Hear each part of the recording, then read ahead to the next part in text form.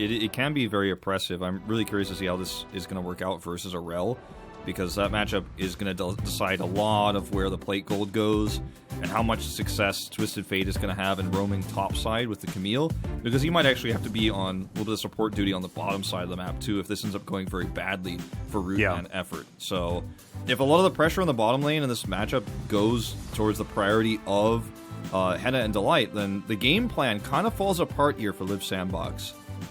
I also like the safety of Tristana, you know? The Twist of Fate jumps on top of you, you got Buster Shot to get rid of him. And you'll be able to get that off before the gold card actually connects, and then you should be absolutely fine. So I like the idea that Fred and Brion have. Let's see how it works in practice as we hop onto the Rift for game number 1 of our second series of the night. And Henna was able to get all of them, so nicely done. As now, Effort looking for it.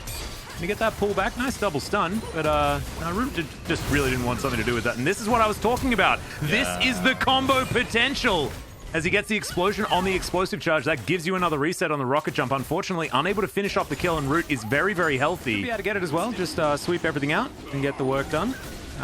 Looks like it's not going to be given up without a fight, though, as Undertow lands onto Delight. Umpty's very low. There's the flash forward. They get the gold card. Delight makes his way out. Good pulverize onto Effort, but he gets a huge stun, and both supports go down in an instant. It is going to be First Blood going over to Umpty, but the fight isn't over yet. Henna getting into position with that rocket jump, as Umpty's still just trying to run around the circles, see what he can get done. But his Battlestar was blocked by some pesky minions. You can see Fred at Brion looking to take away the first Herald. Those Live Sandbox stats, where are they? As Croco gets into the pit. He has no way out, remember? No flash, as Delight says, all right, I'll help you out there, buddy.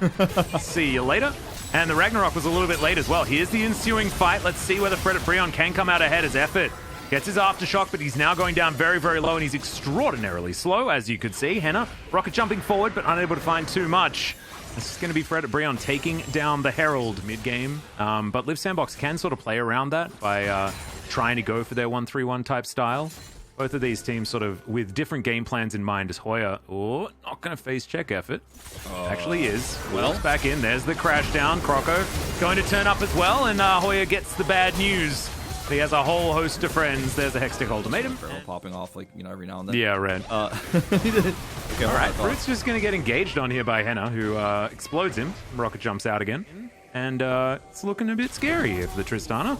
As Hoya is going to flash, but Destiny does come down. Slow comes in. Good gold card there. As Hoya does get a lot of value out of his shield, but it's not going to quite be enough here, as Umpty says, nah, don't think I'm going to be able to get too much done here.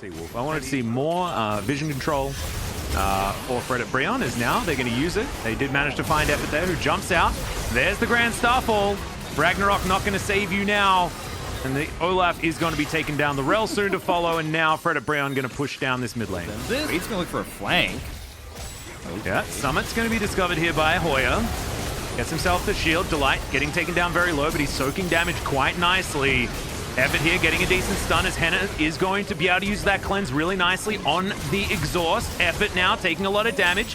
Henna's trying his very best to kite this one out, but everyone's so low, they're just not able to get the kills. Now Lava looking for even more, goes Golden. Umpty off towards the side is, oh dear, that wasn't exactly what Lava wanted. And now Henna and Umpty going to have to get out. Just clear it out over and over again. Like you say, it is certainly feeling like a bit of a weird situation as Fate finds himself the gold card. And here's their decision to just destroy the mid laner. They are going to make a play for this Baron. This is very greedy. Yeah, Grand Starfall not actually available, so Hoya can only get in there with the teleport if he chooses to use it. There's the flash in, they deliver the Camille, but there's the Magnet Storm from Effort, just gigantic. They dive onto Henna and take him out immediately. Summit, even able to run away, gets back in with a beautiful hook shot. And everyone's just getting mown down. Hoya's doing a fair bit of work here as he flashes out of the way, but Root immediately, he's after him. Can we find enough? No, the answer is absolutely no. Double kill comes through from Summit. And that was just a little bit too ambitious there from Fred at Brion. It looks like Live Sandbox want to take down the Baron themselves. Yeah, and now that Fates respawn, they absolutely can. Could be good, but I'm not sure we're not seeing the value. They're starting to get it now. Well, in goes Hoya. Looks to dive on top of Summit. Let's see how much time Summit can buy here, as he does eat a bubble. And now he's looking to try and take someone with him. He's taking up the turret as well. Goes Golden. They're going to lose an inhibitor turret for it. Summit actually lasting quite a long time. Inner turret going to go down as well. And look, if I was in all chat, probably be typing worth if I'm Summit. Yeah. Of the Twisted Fate in this particular game. Very, very cool. Bubble is going to connect, though, as Croco takes a lot of damage. You can see Delight trying to get in there, but Ragnarok is popped. Croco runs away, doesn't utilize his Ghost just yet, but he's going to have to go back, and Fred at Brion looking to try and get the re-engage. In goes the Grand Starfall, as Effort taking a fair bit of damage there, but Summit's found the backline, and immediately Fred at Brion have to back away. And now Hoya, he's doing exactly the same thing that Summit's trying to, and not being quite as successful. Delight also going to pay the price. Effort is going to go down as well, though, and maybe this is the time that Henna can shine. Flash on forward, I believe that was a hijacked one, as you can see Lava searching for more options. Umpty's very, very fast, flashes on in, looks for Root, but the bear slap not quite going to work out going there. In. Yeah. Fate utilizing Endless Winter as best he can, but we're trading 80 carries. It's a double kill somehow from beyond the grave for Henna, as now we find the ace for Fred at Brion. Lava locking that last one down. That was very, very weird. As we've got Destiny, and it's going to spot Fred at Brion taking down this Baron. It's already half health. It's Croco getting snagged by these Paddle Stars. Fate coming on in, does find himself a gold card there. And look at all of the added CC. Effort goes in with the Magnet Storm. High value here as Henna is able to take down the Rel.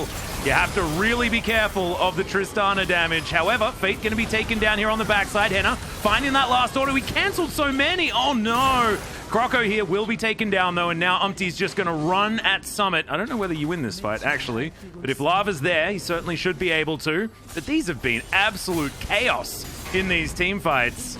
Yeah. Now Summit, and we'll see what he can actually do here as the Paddle Star's starting to come on over. Doesn't get the stun with his hook shot, but he's trying to create as much distance as he can. Not quite able to, and that's another ace for Fred at Brion. Live Sandbox just lying in wait, right? They're waiting for this this dragon to be taken, and then they're going to enclose on the base. But I mean, look, this is a game that's still winnable for both teams. Hold that thought. Umpty's, yeah, it's running real quick. There's the Magnet Storm out from the Rel, but she does have to immediately book it out. Croco just running. Rel's going to be taken down. Look at Lava just having a field day in what is a fight, but it feels like a slaughter. Summit should be able to take down Hoya, but the rest of his team is absolutely dead. The GA is going to be there, and in the meantime, this game is just going to be won by Fred at Brion, who will take down this inhibitor, and the Nexus turrets will follow. There's the teleport back from Summit, who's trying to be a hero, but this, unfortunately, is not going to be another buster shot. He's going every which way, even the hookshot doing a bunch of work. Here is, yep, Camille, you are a pretty busted champion.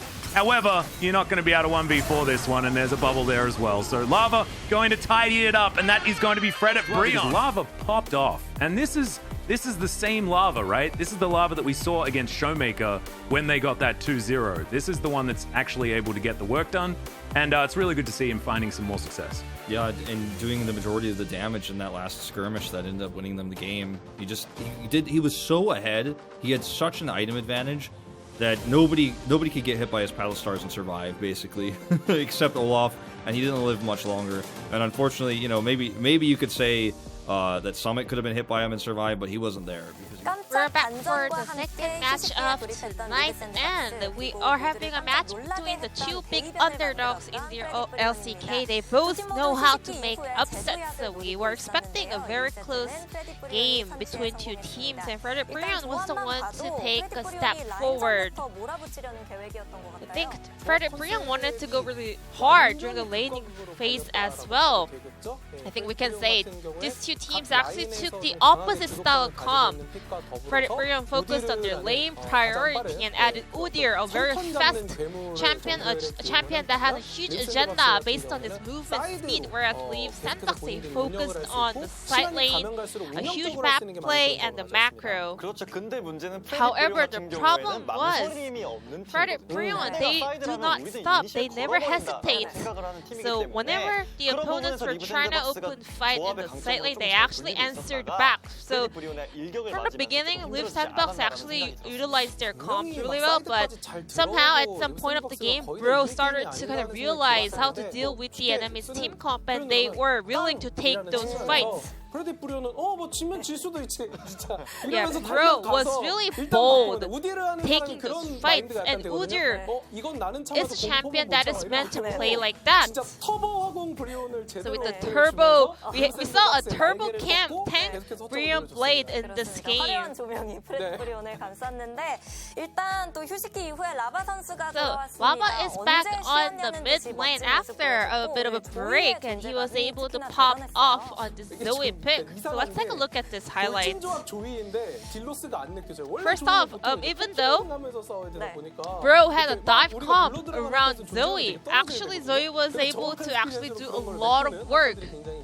인상적이어서 저희가 오늘은 좀 So it was really 중간에 impressive 큰 to see this 한타 kind of 위주로 poke 좀 champion 모습을 봤습니다. getting a lot of work done in the middle of dive comps. 그렇죠. 조이 같은 경우에 저는 바로 나 한타에서 Especially in this Baron team fight, Zoe actually gets engaged. So let's take a look. 순간적으로 포킹을 한답시고 So Leaf Sandbox was able to punish Zoe's overextension. She went in a little bit forward in order to find some poke damage, but actually Lava bought enough time with his Zonius and also flashed back and also landed the Slippy Trouble Bubble on Olaf, which allowed more space for Tristana. So Hannah was able to jump forward and then push Camille away with his ultimate. So because of the supercharge and also the attack move, he was hitting the ward twice, but still he was able to trade the skill surrounded by Camille and Olaf. And Summit also did his best running away after losing this team fight, but Udyr is a fast champion, so he can always chase you down till the end of the world. Udyr is not a champion that has a high sustained damage output, but he also requires some teammates who can kind of put enough damage in order to lock down the kills, but still, Bro knew how to find the comp around this Udyr pick. Let's take a look how Frederick Brion closed out this game. Running towards the end, and they were able to raise the enemy nexus. 미드에 3명을 두고 트위스티드 페이트가 사이드로 돌아도 된다라는 생각을 했었는데요. Because Leaf Sandbox was a little bit being chased down by Bro since the mid game, actually Twisted Fate could not 1-3-1. He had to also group up with 3 of his players. So Brion Blade made a fantastic decision in order to collapse onto the 4 members of Leaf Sandbox. So Bro did suffer a little bit because of this macro comp coming out from Leaf Sandbox in the early and mid game, but at some point they kind of learned and recognized how to actually counter fight into this global comp. At some point, it was really difficult for Leaf Sandbox in order to answer back to this kind of fast initiation comp and dive comp coming out from Frederick Brion. So Twisted Fate also built a very defensive item in order to slow down the opponents, but Frederick Brion would never stop. Frederick Brion was able to take game number 1 up against Leaf Sandbox. So let's take a look who was the boldest player on the side of Brion Blade, and it's gonna be Lava picking up that POG. 91% participation. This Zoe is a champion that solo killed Showmaker not long ago, and it's really good to see him back on the same form.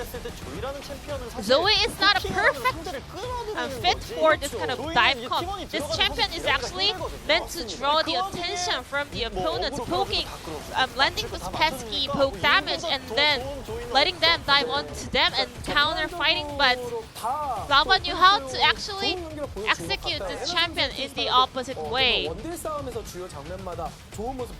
And also Hannah was showing fantastic performance up against his opponent, Kai'Sa. And I think Udyr is the best pick for Upti here, matching his playstyle. Hoya did have some hard time, but still, he was also doing a lot of things done with his ultimate and cross-map play. So Lava was able to pick up 5 votes out of 9, and Lava was able to actually show the biggest value of this champion based on his mechanical level.